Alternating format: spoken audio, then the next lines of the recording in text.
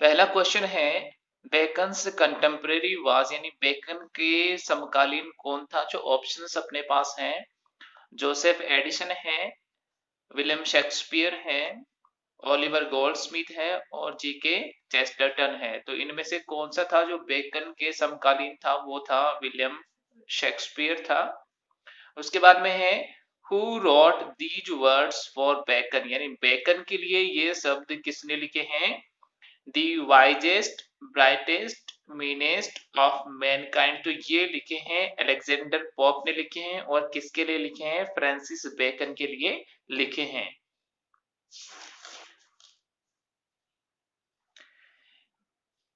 In order to divide reading material into types, Bacon uses imagery from eating। यानी वो कौन सी imagery का use करता है अपने मटेरियल को डिवाइड करने के लिए? तो वो ईटिंग इमेजरी होती है, उसका यूज करता है बेकन।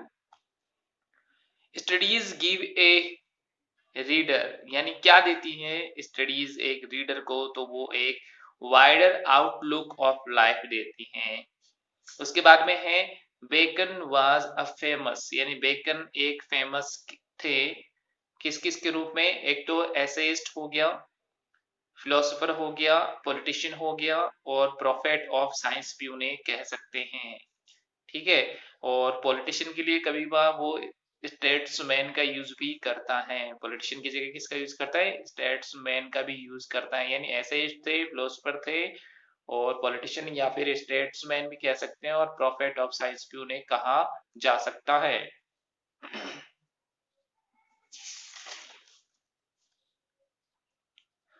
उसके बाद में है natural abilities are like natural plants यानी जो नेचुरल एबिलिटीज होती हैं वो किसकी तरह होती है? नेचुरल प्लांट्स की तरह होती हैं।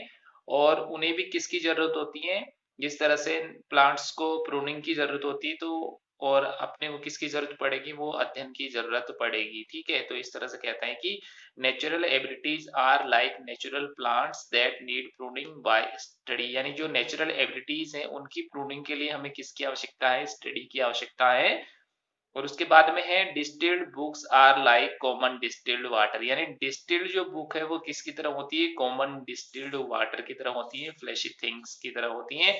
तो यहाँ पर जो क्वेश्चन बनता है कि वो बनता है कि यहाँ पे किसका यूज हुआ है? तो यहाँ पे सिमिली का यूज हुआ है। देखिए इसका यूज हुआ है, सिमिली का यूज हुआ है। Like natural plants, natural ability के लिए लाइक नेचुरल प्लांट्स वो कहता है। उसके बाद में डिस्टिल्ड बुक्स को like common distilled water flashy things की तरह बताता है। तो यहाँ पे सिमिली का यूज हुआ है। अब देखिए जो ऐसे यहाँ पे है ऑफ स्टडीज, उसकी स्टाइल क्या है, उसकी शैली क्या है? तो यहाँ पे पैरेललिज्म है यहाँ पे। तो वो कहते हैं कि बाय यूजिंग पेयर्स और series of related words, phrases and clauses का वो यूज करता है। और मोर यूज्ड ऑफ पंक्चुएशंस का यूज करता है, जैसे कोलन है, सेमीकोलन है, कोमा है। यहाँ पे आपको कॉन्ट्रास्ट और कंपैरिजन का यूज भी देखने को मिलता है।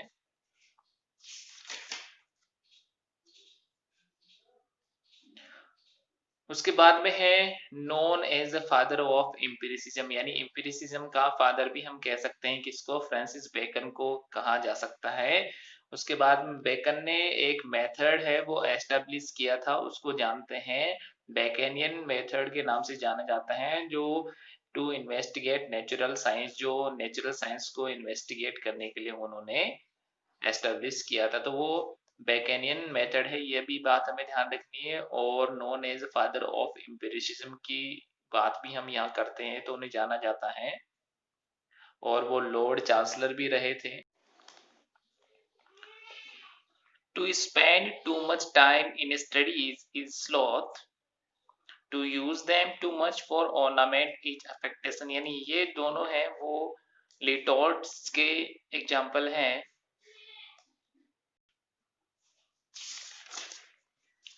उसके बाद में ये भी पूछ सकता है कि वो ऐसे हैं वो किस प्रकार का ऐसे हैं? तो वो फॉर्मल ऐसे हैं ऑफ स्टडीज। और ये भी पूछ सकता है टाइप, यदि पूछता है तो हमें डिडेक्टिक बताना है, यानी डिडेक्टिक प्रकार का ये ऐसे हैं।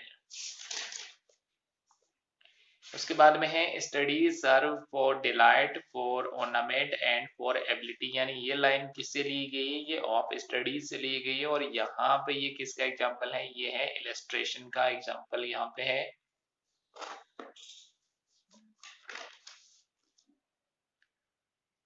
ऑफ स्टडीज का फर्स्ट पब्लिकेशन कब हुआ था, 1597 में हुआ था इसका फर्स्ट पब्लिकेशन ऑफ स्टडीज का। उसके बाद में है एब्यूएंट स्टूडियो इन मोर्स का मतलब क्या है, यानी स्टडीज पास इनटू हैबिट्स, यानी जो अध्ययन है वो आदत में पास करता है, स्टडीज पास यानी वो बदल जाता है हैबिट्स में, और become a part and parcel of one's nature, और व्यक्ति के स्वभाव का उसकी आदत का एक क्या बन जाता है, हिस्सा बन जाता है। यानी अध्ययन आदत में बदलकर व्यक्ति के स्वभाव का आदत का ही एक हिस्सा बन जाता है, अंग बन जाता है। तो इसका मतलब ये है, ये ध्यान रखना है।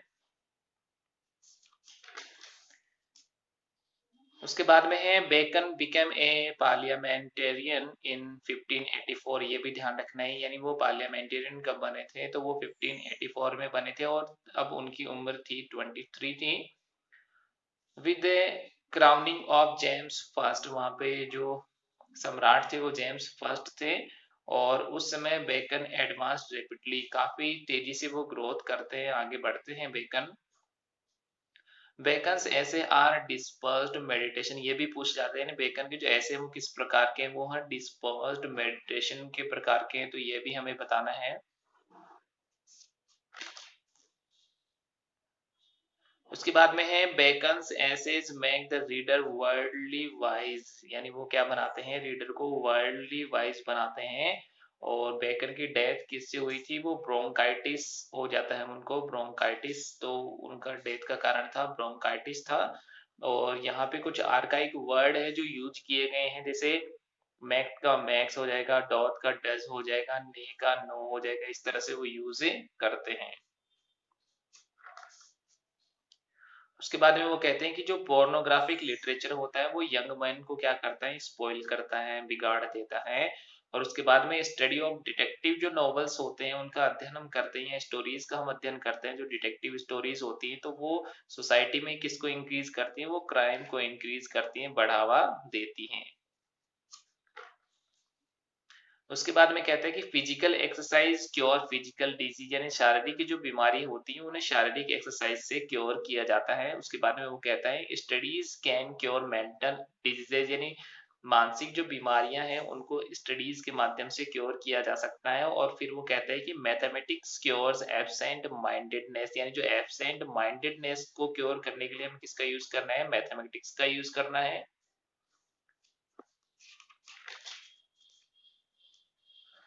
Different persons look upon studies in different way, यानी अलग अलग व्यक्ति होते हैं वो अलग अलग तरीके से अध्ययन को ऑब्जर्व करते हैं। One should read two way and consider, जब हम पढ़ते हैं किस चीज को तो उसे हम नाप तोल कर पढ़ते हैं, अलग अलग विचार से तरीके से हम पढ़ते हैं उसको, यानी हर एक की वैल्यू हमारे लिए अलग होती है। If he be not apt to beat over matters and to call up one thing to prove and illustrate another, let him study the lawyer's case। तो यानी ऐसी कंडीशन है तो वो कहता है कि हमें जो लॉयर्स हैं, वकील हैं, उनके केस का हमें अध्ययन करना चाहिए, क्योंकि जो वकील होता है वो उनकी जो डिबेट होती है वो एक समान मुकदमों में पिछले उदाहरण देते हैं तथा इस प्रकार अपनी बात सिद्ध करने का प्रयत्न करते हैं।